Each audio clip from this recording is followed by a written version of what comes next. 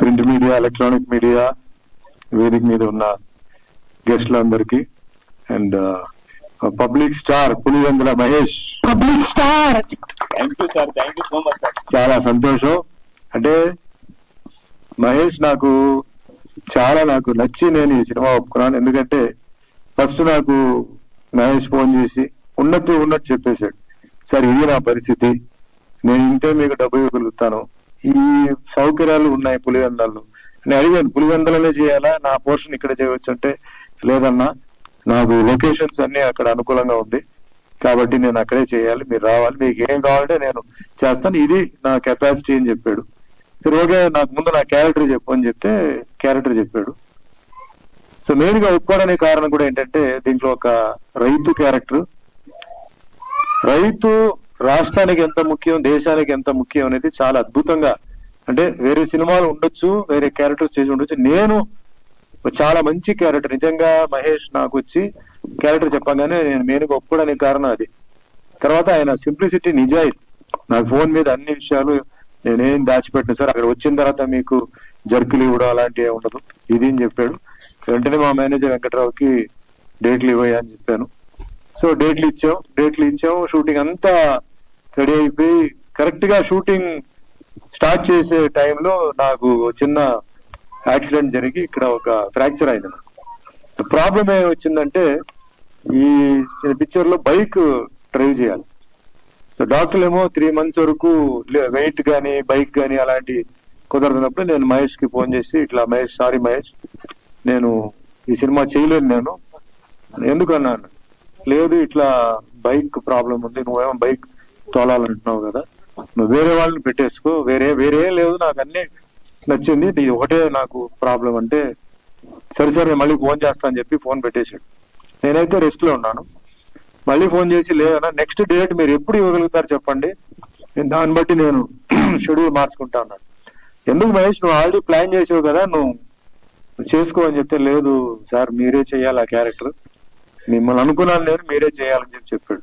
సరే అప్పుడు చెప్పాను, ఇంత టైం పడుతుందని చెప్పాను. ఆల్మోస్ట్ 1 month తర్వాత అంటే, నేను వేరే సీన్లు చేసుకుంటాను, మీరు వచ్చి వేరే కొన్ని సీన్స్ ఉన్నాయి అంతవరకు మీరు చేయండి, మళ్ళీ తర్వాత మనం ప్లాన్ చేద్దాం అంటే వాళ్ళు డేట్లు ఇచ్చారు.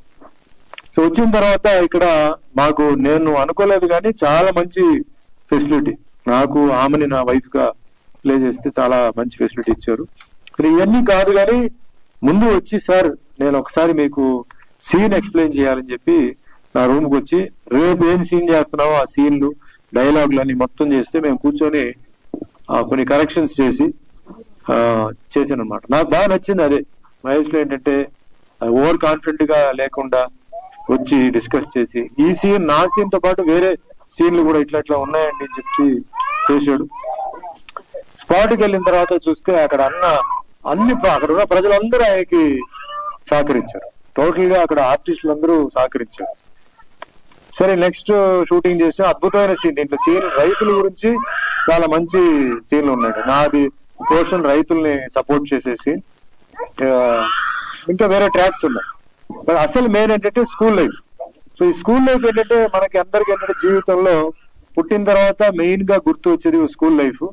ఆ స్కూల్ లైఫ్ ఎప్పుడు తెలుస్తుంది అంటే, కాలేజ్కి వచ్చిన తర్వాత అయ్యో మళ్ళీ స్కూల్ లైఫ్ ఒక చాలా స్వీట్ మెమరీ, అది మళ్ళీ రాదు అని చెప్పి కాలేజ్ దాటిన తర్వాత కాలేజ్ లైఫ్ రాదని చెప్పేసి టూ లేట్ అని చెప్పి పోతుంది, అదే లైఫ్ అనేది.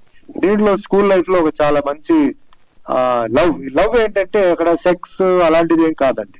ఆ చిన్న వయసులో ఒక అట్రాక్షన్, చిన్న వయసులో ఒకరు ఇష్టపడడం, చాలా నీట్ గా చాలా బాగా తీసాడు మహేష్. సో ఇది ఒక ట్రాక్ అండి, ఇది నాది ఒక ట్రాక్. అండ్ మెయిన్ గా ఇది రైతుల గురించి నేను ఎందుకు చెప్తానంటే, అందరూ భారతీయులు ఒక విషయం మర్చిపోకూడదు. ఈ రోజు అద్భుతంగా ఈ ప్రోగ్రామ్ చేస్తున్నాం, జల్సా చేస్తున్నాం, పబ్కి వెళ్తున్నాం, వెళ్తున్నాం, చాలా హ్యాపీగా ఉన్నాం. దానికి కారణం ఏంటి, బార్డర్ లో మన కోసం అక్కడ సైనికులు కూర్చొని తుపాకీ పట్టుకొని అక్కడ కూర్చున్నారు. వాళ్ళ ఫ్యామిలీని వాళ్ళు త్యాగం చేస్తూ మనందరూ ఎంజాయ్ చేయాలని చెప్పేసి ఆ చలిలో తిండి లేక పాపం వాళ్ళు అక్కడ ఉంటున్నారు. ఎంతమంది ఉంటున్నారు, ఎంతమంది పోతున్నారు లెక్కలేదు.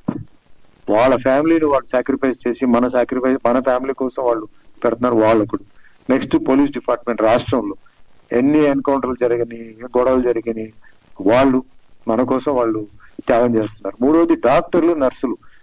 తెలుసు మీ కరోనా టైంలో మిత్రులు, బంధువులు కూడా దగ్గర రాకూడదు చెప్తే చాలా సీరియస్ గా ఉన్న పేషెంట్ దగ్గర మిత్రులు, బంధువుల కన్నా దగ్గరికి వెళ్ళిపోయి చూసుకున్నారు. చాలా మంది బ్రతికారు, కొందరు పోయారు వీళ్ళు. అలాగే రైతు, ఎటువంటి క్యాస్ట్ ఫీలింగ్ లేకుండా, కమ్యూనిటీ ఫీలింగ్ లేకుండా ఒక రైతు అన్నవాడు ఆయన ఇది పండిస్తున్నాడంటే ఇది ఎవరో హిందూకి వెళ్ళాలి, లేదా ముస్లింకి వెళ్ళాలి, క్రిస్టియన్కి వెళ్ళాలి కేకుండా అందరికి వెళ్ళాలని చెప్పేసి పాపం వాళ్ళు ఎన్నో ఇబ్బందులతో తుఫాన్ వచ్చినా ఏం వచ్చినా వాళ్ళు చేస్తున్నారు. ఇవి చాలా నేను అన్ని ఫంక్షన్లో చెప్తుంటాను. మనం మర్చిపోకూడదు. వీళ్ళకి మనం ఏం డబ్బు ఇవ్వక్కర్లేదు, వాళ్ళకి మర్యాద, ఒక గౌరవంగా సెల్యూట్, నమస్కారం పెడితే చాలు. సో అందుకే నేను రైతు క్యారెక్టర్ చెప్పగా నేను ఒప్పుకోవడానికి కారణం మెయిన్ అదే రీజన్. ఒక రైతు పడే కష్టం, మళ్ళీ ఆ ఊర్లో రైతులు అందరూ సఫర్ అవుతుంటే వాళ్ళకి సాక్రిఫైస్ చేయడం, ఆ విధంగా మనం రైతు క్యారెక్టర్ చేద్దామని చెప్పి చేశాను. చాలా హ్యాపీ. అన్ని షూటింగ్ అంతా అయిపోయిన తర్వాత లాస్ట్ డే మేము జస్ట్ వెళ్తున్నాం అంటే కొంచెం గంటల ముందు తను అసలే కష్టాల్లో సినిమా చేస్తున్నాడు. ఈయన ఏంటంటే పక్క విలేజ్ అంతా వెళ్ళిపోయి జూనియర్ ఆర్టిస్టులకి అందరికి అంటే వాళ్ళని పిలిపించి పాపం వాళ్ళకి అందరికి టిఫిన్లు అది ఇది పెట్టి, అంటే క్రౌడ్, ఎందుకంటే ఇతను డబ్బు ఇచ్చి అందరినీ తీసుకుని రాలేడు, ఈ కాంట్ ఎఫోర్డ్. సో రిక్వెస్ట్ చేసి ఆ టైం లిమిట్ మీద తీసుకొచ్చి చేసాడు పాపం. అలాగే అందరూ హెల్పర్స్ అందరూ చేస్తే నాకు తెలిసింది ఏంటంటే దానికి ముందు రోజు ఈ ఇంట్లో దొంగతనం జరిగిందండి, గోల్డ్ పోయింది. అది పోయినా మాకేం చెప్పలా. ఆయన వచ్చి షూటింగ్ అంత బాగా చేశాడు. రెగ్యులర్ గా షూటింగ్ జరుగుతున్నట్టు భోజనాలు వచ్చిందా, టిఫిన్ చేశారా, అది చేసి ఇది చేశారని చెప్పేసి అంత బాగా చేశాడు. అంత ఒక ప్రాబ్లం ఉన్నప్పుడు కూడా పాపం ఆయన వచ్చి చేశాడు. అక్కడ నాకు నిజంగా పబ్లిక్ స్టార్ పులివెందుల మహేష్ నిజంగా పబ్లిక్ స్టార్ అని చెప్పి నాకు అనిపించి, నేను ఇంకా ఆయనకి ఏం చెప్పాలో నాకు అర్థం కాలేదు. ఈ రోజు ఆడియో ఫంక్షన్ అంటే జనరల్ గా అందరూ పెద్ద పెద్ద ఆర్టిస్టుల్ని, ప్రొడ్యూసర్, డైరెక్టర్ని, లేదా రాజకీయ నాయకుల్ని, వీళ్ళని అందరూ పిలుస్తాడు. కానీ తల్లి తండ్రిని పిలిచి ఈరోజు తల్లి తండ్రితో ఈరోజు ఈ ఆవిష్కరణ చేశాడు. నిజంగా చాలా గొప్పవాడు. ఇది చాలా మంది నేర్చుకోవాలండి. తల్లి తండ్రి ఆశీర్వాదం ఉంటే జీవితంలో మనం ఎక్కడ దాకా వెళ్ళొచ్చు, ఉన్నత స్థాయికి మనం వెళ్ళొచ్చు. తల్లి తండ్రి కంట్లో మట్టికి మనం కన్నీళ్లు పెట్టామంటే మన జీవితంలో ముందుకెళ్తే తాత్కాలికంగా ఉంటుంది. ఈ రోజు మనం ఉన్నామంటే మన తల్లిదండ్రుల వల్ల. ఈ రోజు మనకి నమస్కారం, సంస్కారం, మనకి ఏమాత్రం చదువు, తిండి మనం ఉన్నామంటే అది తల్లిదండ్రులు. ఆ తల్లి ఎన్ని నెలలు, 9 నెలలు కడుపులో పెట్టుకొని మా బిడ్డ బాగుండాలి, బాగా మంచి ఉన్నత స్థాయికి ఎదగాలని చెప్పి ఎన్ని దేవుళ్ళు ప్రార్థించిండో. తండ్రి అన్నవాడు ఎన్ని కష్టాలు అనుభవించి, ఎన్ని ఉద్యోగాలు చేసి కుటుంబం బాగుండాలని చెప్పేసి పాపం అతను కష్టపడ్డాడు మనకు తెలియదు. ఒక లైఫ్ వచ్చిన తర్వాతనే మనకు తెలుస్తుంది. సో తల్లిదండ్రులు గుర్తు పెట్టుకున్నాడు. ఖచ్చితంగా తల్లిదండ్రులు ఆశీర్వాదాలు ఈయనకు ఉంటాయి. ఈయన ఉన్నత స్థాయికి ఎదుగుతాడు. ఇప్పుడు ఇందాక చాలా ఆవేశంతో మాట్లాడాడు. నేను ఆవేశంతో మాట్లాడినప్పుడు ఒకటే అండి, ఇది నా 47వ సంవత్సరం. నువ్వు ఏదైతే నువ్వు చెప్పేవే నేను ఆల్రెడీ జీవితంలో అవన్నీ దాటేసి వచ్చేసాను. నాకు చాలా జరిగింది. ఎంత జరిగినా మా తల్లిదండ్రుల ఆశీర్వాదాలు ఉన్నాయని చెప్పి నేను కరెక్ట్ గా నా పని నేను చేశాను. నేను నిజాయితీగా చేశాను, ఆన్ టైంకి వచ్చాను, ఎవరికి ఇబ్బంది పెట్టలేదు. చూద్దాం ఎంతవరకు పోతుందని చెప్పాను. 47 సంవత్సరాలు అయిపోయింది.